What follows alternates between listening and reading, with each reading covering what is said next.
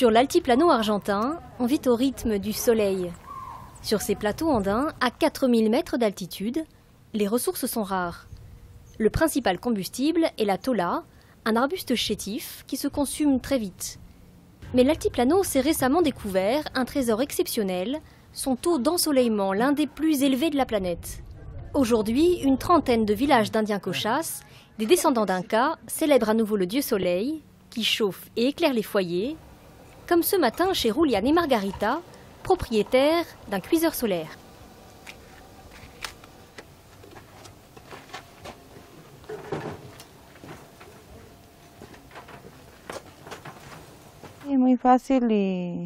C'est très facile à utiliser et ça marche bien. Économiquement, c'est très rentable. Je ne dois pas acheter de bonbonnes de gaz ni aller chercher du bois. Il suffit d'un peu de soleil. Si le solaire est arrivé jusqu'ici, c'est notamment grâce à Sylvia et Virginia de l'ONG Ecoandina. Bonjour, bonjour, comment ça va? Ah, vous avez fait des beignets? Des beignets frits. Ça a l'air délicieux.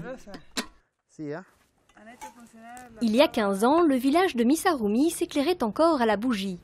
Aujourd'hui, 50 panneaux solaires photovoltaïques alimentent des batteries qui permettent aux 50 familles du village d'avoir de la lumière la nuit venue.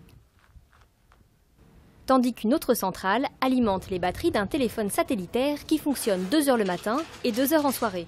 Une petite révolution dans cette région privée de réseau. La province a financé ces panneaux, tandis que l'ONG Ecoandina a développé des technologies solaires simples et résistantes, notamment pour chauffer l'école du village. La tôle peinte en noir attire la chaleur, conservée dans ces cages en verre. Au bout là-bas, vous voyez un panneau solaire.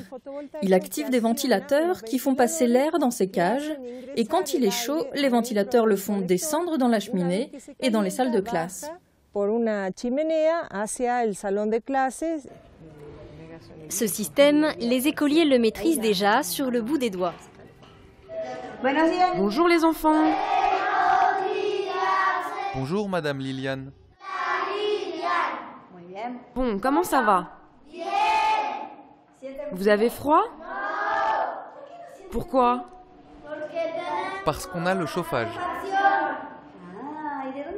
Ah, et où est-il? Je ne le vois pas.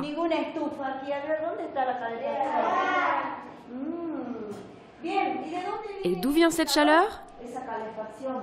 Du soleil. Bien, c'est donc de l'énergie Solaire. Viens par ici.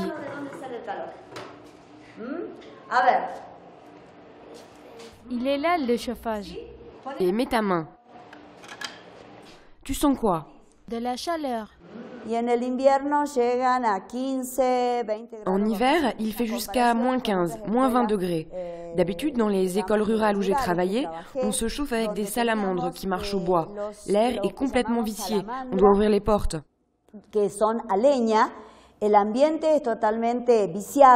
Ici, c'est bien plus agréable. Les enfants sont plus tranquilles, plus disposés à travailler.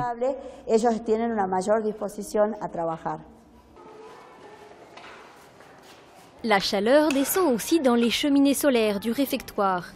Été comme hiver, les enfants peuvent donc manger au chaud. Des plats là aussi préparés dans des cuiseurs solaires mis au point par l'ONG. Dans ces sphères recouvertes de panneaux d'aluminium, la température peut atteindre 1000 degrés, comme dans une cuisine à gaz. Soupe, friture, pain ou gâteau, tout peut cuire au soleil. Cela fonctionne un peu comme une loupe qui fait converger tous les rayons du soleil. Là, c'est pareil. Cela concentre la chaleur en un seul point. Et si on met une feuille de papier au centre de la cuisine, comme avec une loupe, cela brûle très rapidement. Pour une puissance maximum, on place ce repère pile face au soleil. Si on tourne un peu la cuisine, de l'ombre apparaît, signe que la chaleur est moins forte. Mais le plus gros succès de l'ONG, c'est surtout le chauffe-eau solaire. Dans le village de San Juan y Oros, il y a quelques mois, l'association a installé des douches communautaires. Comment ça va les douches? Tout marche bien? Oui, ça marche bien pour cette première année. Et on est vraiment content que vous soyez là. Et cette pluie chaude si banale en ville est ici accueillie comme un cadeau du ciel. Presentación, mère de 5 enfants, y vient régulièrement.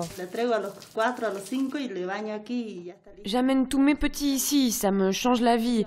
Avant, je souffrais beaucoup. Je devais les envoyer chercher des kilos de bois pour pouvoir chauffer de l'eau. Maintenant, je viens aussi pour laver leurs vêtements. Comme c'est bien isolé, il fait plus chaud que chez moi. Les enfants restent un peu, ils se sèchent les cheveux et ne tombent pas malades. Alors qu'à la maison, on n'a rien du tout. On n'a pas de chauffage. Là encore, le système est très simple. L'eau de la rivière est stockée dans une citerne située en altitude. Elle descend par pression vers le toit des bains, où elle serpente et se chauffe au soleil, puis se dépose dans le ballon. Le réservoir contient environ 400 litres d'eau. Avec l'ensoleillement incroyable qu'on a ici, jusqu'à 2200 kWh par mètre carré par an, l'eau atteint une température de 80 degrés dans la journée. Et comme on se lave environ à 40 degrés, cela multiplie par 2 la quantité d'eau disponible pour les gens du village. Résultat, de plus en plus de particuliers économisent pour s'acheter leur propre matériel. Un plus pour l'hygiène des Indiens Cochas, mais aussi pour l'environnement, car la cueillette de tola accélère la désertification de l'altiplano. Aujourd'hui, les familles qui utilisent l'énergie solaire peuvent économiser jusqu'à 70% de bois. Hemos empezado a tener solicitudes de las ciudades. On commence à recevoir des demandes des villes qui étaient peu intéressées avant. Aujourd'hui, les citadins nous disent « Nous aussi, nous avons besoin de ce que vous apportez au village de l'Altiplano, car c'est une solution pour tout le monde. » Dans le futur, on espère donc qu'il y aura aussi des villes solaires. Passer la main aux habitants pour entretenir les technologies déjà en place et développer le solaire dans la région, c'est désormais le défi de Sylvia et son équipe.